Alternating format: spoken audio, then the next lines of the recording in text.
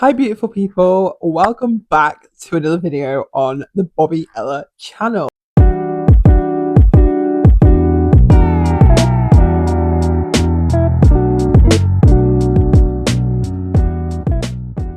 Oh my gosh, I feel like it's time for me to whip out a flannel shirt and a tattoo choker and log back into Tumblr because I feel like we are going back to 2014. First of all, Dan and Phil. Dan and Phil. If you don't know what I'm talking about, then you probably had more of a life back in 2014. But I was extremely introverted, very awkward, and extremely shy. I feel like I just fit the stereotype of that girl who was sat in her room watching Dan and Phil, listening to Panic at the Disco and All Time Low. However, um, I'm not complaining because it's made 2025 Bobbie really, really happy. Dan and Phil have come out and said that they are actually definitely together and definitely gay and definitely have been the entire time. I will say though, I don't like the stalking. I was a very casual fan. I drew cat whiskers on my face, dressed like a little emo girl. I was very casual. I knew that I wanted them to be together, I think in my head, because I love and I love people being in love and I loved them, but I didn't really kind of focus too much time on it. I was too busy just enjoying watching them cause chaos on Sims. I don't really think I really gave a lot of thought to them as an actual couple properly. I never watched any of the conspiracy theory videos or anything like that because I just like to leave people's private lives, even if they're in the public eye, private. That's just how I've always kind of been. If they're happy, I'm happy kind of vibe. Again, do love, and I'm very nosy. So it's kind of a hard line to tread, but it's one that I walk quite often. So watching that video, the video I mean, if you're a Dan and Phil fan, watching that video, I genuinely thought that I was gonna spontaneously combust from the excitement of it. But they'd waited until our frontal lobes had developed. I'm nearly 25. I have a bit more of a clue about things in life than I did back in 2014. And this was a thing that I was enjoying, I was participating in watching and in appreciating. So something makes it sound like a cult. They really kind of came for us. They sort of said, look, we were scared to tell you guys, we were scared to come out and say it because the internet was a terrifying place. There was a video that Phil made for Dan on Valentine's Day, and he accidentally had it leaked because there was a weird glitch where YouTube made all unlisted vids public, and it was kind of for 30 minutes, it was online. And then in that 30 minutes, people had downloaded it, people had shared it, people had reposted it was everywhere. So even when Phil deleted it, everyone else still had a copy, and people saw it. I never got involved in that. I will say that for myself. I never watched that video, and I would never want to watch that video. That is a private video that he made for Dan. But I don't think I ever really thought about it either. I don't think I ever sat and went, that's bad. I just sort of didn't really notice. I didn't notice the bad stuff. I didn't notice the things that were a bit odd. I kind of just focused on the fact that these two weirdos online were. I don't think I clocked on how toxic the fandom was. I think I just ignored that part of the scene, and I will admit it was quite a nice life ignoring that. So yeah, but in 2025 they have come forward and confirmed it. I just feel like that's really wholesome and lovely, and it's really nice that they felt that they were able to share that with us. But the fact that they've had both personal and career-based reasons to not share it is completely sad, but also completely fair enough. I completely get it. Another reason I feel like I've jumped into a time machine and gone back to 2014 is that All Time Low have released an album. They're also touring next year. I've got tickets. Thanks, Molly. Yeah, All Time Low have released an album. It's a beautiful album. It feels kind of reminiscent of their kind of what's the one, it's gone from my brain. I'm gonna have to edit it in post and tell you, but it feels reminiscent of that era, which was very 2014 2015. It feels very connected to the same sort of energy as a Dan and Phil post, you know what I mean? So to me, a 24-year-old in 2025, 14, 2014 me, 2015 me. This is like a dream come true. As well as All Time Low releasing an album, we have a 5 Seconds of Summer album coming out in like a couple of weeks, which is very exciting. But 5 Seconds of Summer is like the first band that I went to go see live, and they were like my entire teen years. Like they were a band that I would just listen to on repeat, even when people said, "Oh, they're not pop punk, like they're not cool." I was obsessed with them. I was like, they were my favorites. You know what I mean? Um, I just loved them. Like I was such a 5 Seconds of Summer girl. I never had a One Direction phase, but I had a 5 Seconds of Summer phase. Like I had it hard. Like it was so like I had t-shirts, I had sweatshirts, I had all their albums, I had a book, the book they made. Like I had everything. And I remember my mum getting me the 5 Seconds of Summer the concert tickets, and I screamed like I was so happy. So it is really like cool and amazing that they're now coming out with an album and touring again next year, because I, as a 24-year-old, I'm going to see them again, which is so exciting. I missed their last tour, which made me quite sad. Um, I just didn't get tickets, and that's really upsetting me. But like to be able to go because I've been a fan for this long is amazing. And again, thank you, Molly. But yeah, I just really think that their new album sounds, from the three songs that they've released so far, they sound more like their initial sound before they kind of went a bit more pop. And that was the sound that I obviously fell in love with. Like that's a sound that I loved and I thought was like the best sound of theirs. Not that their other eras weren't as good, because obviously I still love them, but like to me, that's 5 Seconds of Summer. Like that's who I supported for so long. It's very, very much the edgy pop, I will say, that I wanted from them. I feel like growing up, I had two musical influences: my mum and my dad. And my dad had a lot of like more rock sounds, and my mum was a lot more pop, but a little bit edgy. So I feel like my music taste needed to find this weird pop punk kind of middle ground.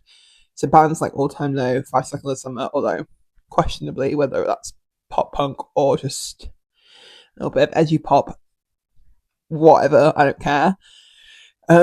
Those bands were like very Bobbie coded. Like they just kind of hit the nail on the head. And artists like Knox, that I obviously went to go see recently, again encompasses the kind of edge that I need, as well as like the pop and the vibey melodies that I loved, which was really, really cool.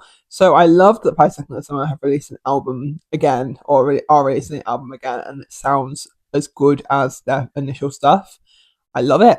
I'm obsessed. I really am. I also want to talk about quickly that Panic at the Disco are coming out with a new album, which is also kind of insane, because I feel like it's very weird to sort of say that they are one of my favorite artists, because they have been extremely cancelled. Brendan Urie is extremely questionable. I can't remember the law, so don't quote me and don't ask me. I just know Brendan Urie is extremely like questionable, I would say, nowadays. Like a lot of people don't like him. So for him to be releasing an album again is quite big.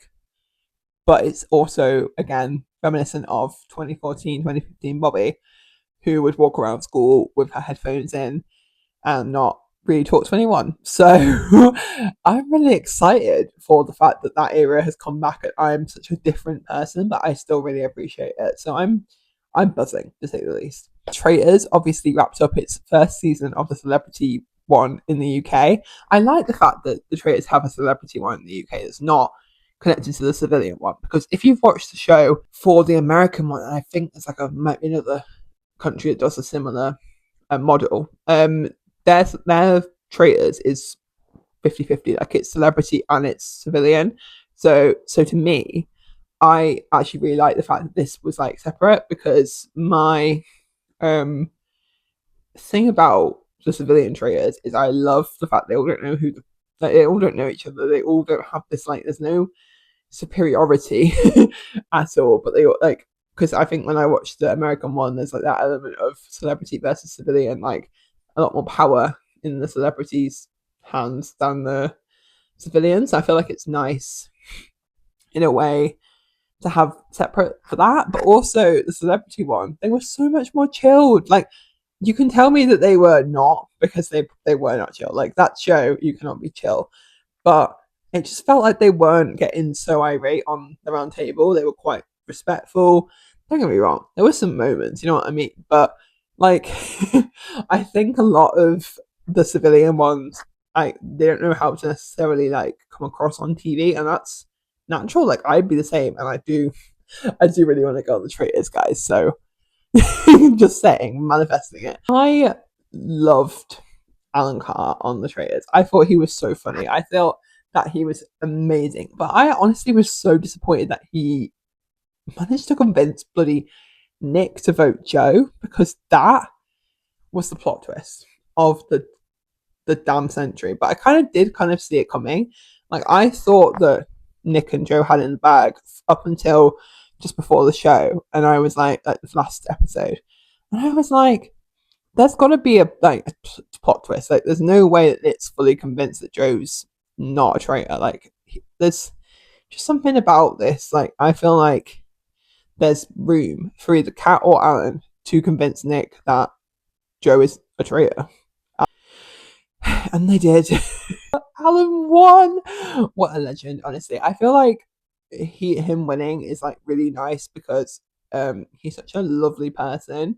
And at the end, obviously, he like cried, and you can just see how much the burden of him being a traitor has like definitely weighed down. Like, they said it on the show, but he just looked like he was like so relieved for it to be over. Like, he was laughing and he was having a good time and he was making jokes, but I just feel like he probably was like proper stressing out.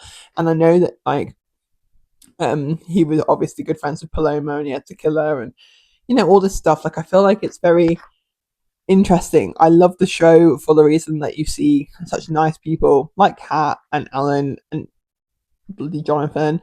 Like, they're all lovely people, but they're all, you know, having to step into this murderous role and steal money from people. Like, it's quite aggressive, but I also feel like there's not a lot of hard feelings, in the sense of like, at the end, all the money's going to charity anyway. So no one's losing like a massive payday. They're just losing a little bit of like clout from not winning the game. So I think that's quite interesting, in my opinion. Versus the civilian one, where money is like quite a key part of why people play the game. Like, for a lot of the traitors, cast and everything, the money is like a big deal. Whereas like for the celebrities, that money is a big deal for the charity they're getting it for, but it's like a little bit more detached, I would say. So maybe that's why they're a little bit more chill about it. Don't get me wrong though, I think some of the cast did take it quite personally when they were killed off. But I do think that hopefully they'll all kind of get over it and all hang out again, because what a cast we had. Honestly, what a cast. That was the first celebrity show that I've not cringed out at when I saw the cast list. I managed to get such a good cast, and it's because the show is so popular and everyone loves it. Yeah, I just think it's a really nice, it was a really good series and a really good version, and I feel like it was a good Traitors win. Yeah, and I was like 2 days late, and I had actually seen who won online, but I managed to avoid all other spoilers, so it was still good to like see all the twists, watch the challenge. I will say the challenge of them on a train and then exploding, obviously they had to make it explode at the end, and obviously it did. Am I convinced that they would have actually exploded it if there was a national treasure on that carriage? Probably not. They would not have let that explode. But they did do very well, and I was very impressed. Although they all looked back at the explosion, which, if you're a cool person, you don't do that. So they're all uncool. Let me just talk about Cat Burns' new album, because what a beautiful album that is. I listened to it and I bawled my eyes out at the first song. Like, I was streaming in tears, and my cat's just looking at me like, what are you doing? Are you okay? I'm not okay, Maggie. I'm crying my eyes out. But yeah, I just feel like 2014 is coming back. So whip out those flannel shirts and get a choker on you. Open up Tumblr again, log back in, get reblogging, and I will see you over there. I hope you've enjoyed this video. I certainly enjoyed the yapping. But if you did, love this video. Please give it a like and a comment down below what you think about any of these. Did I miss anything? Do you think 2014 is making a comeback? I say 2014, I kind of mean 2014 to 2016, that kind of era. You know what I mean. Were you a Tumblr girly? Were you an emo? Were you a fan? PHAN. And also, if you do want to see more content from me, please give me a subscribe and also check out all my other social medias because I yap online a lot. All right. Have a good one, guys, and I'll see you next time. Bye.